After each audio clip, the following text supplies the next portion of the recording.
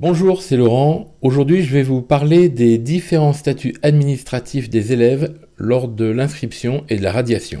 Alors pour commencer, on se rend sur Onde. Je vous rappelle que toutes ces vidéos que je fais sur Onde, pour toutes ces vidéos, j'utilise une base virtuelle, donc avec des faux noms d'école, faux noms d'élèves et faux noms de parents d'élèves. Alors on se rend sur Onde.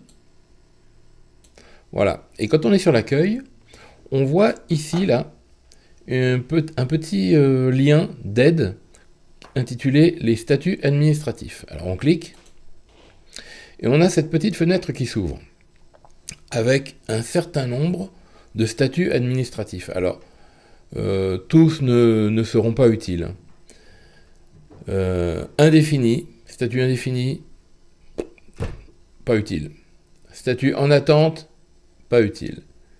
Statut inscrit, utile. Là, c'est la mairie qui inscrit les élèves, et quand ils sont inscrits par la mairie, ils sont au statut inscrit. Mise en admissibilité, pas utile. Demande d'admission acceptée, oui. Ça, c'est le directeur qui admet les élèves dans son école. Admission définitive, oui. Ça, c'est également le directeur qui le fait lorsque les élèves sont physiquement présents dans l'école. Radiation, bien quand ils s'en vont. Et inscrit inactif, là, ça peut avoir une utilité, mais très ponctuelle. Je vous ferai une petite vidéo exprès pour ça.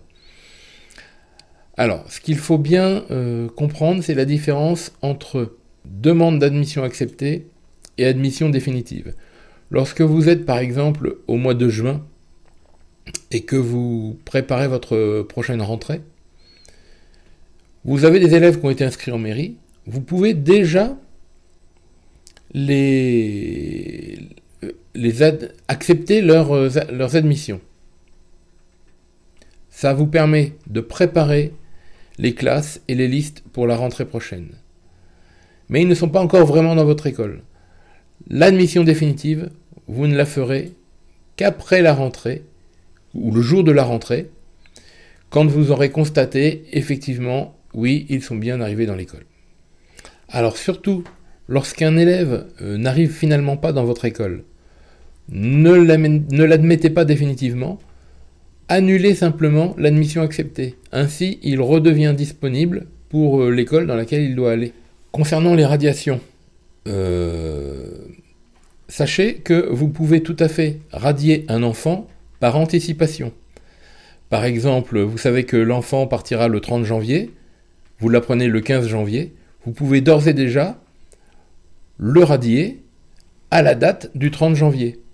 Ainsi, il passe dans un niveau intermédiaire, le niveau radiable, et il est récupérable par la mairie d'accueil et l'école d'accueil. Le fait de faire ça, ça permet d'éviter la création de fiches doublons. Et si toutefois, finalement, l'élève ne partait pas, eh bien, tout simplement, vous annulez la radiation avant la date du 30 janvier, en l'occurrence, et tout se passe comme s'il ne s'était rien passé, il reste dans votre école, et tout continue comme avant. Voilà, j'espère que ça vous aide à y voir un peu plus clair sur les différents statuts administratifs lors du processus d'inscription et de radiation de l'élève. Bien sûr, un petit pouce bleu, ça me fait toujours plaisir. Un abonnement à la chaîne, ça me fait toujours plaisir. Un partage sur les réseaux sociaux. Et je vous dis à bientôt. Salut!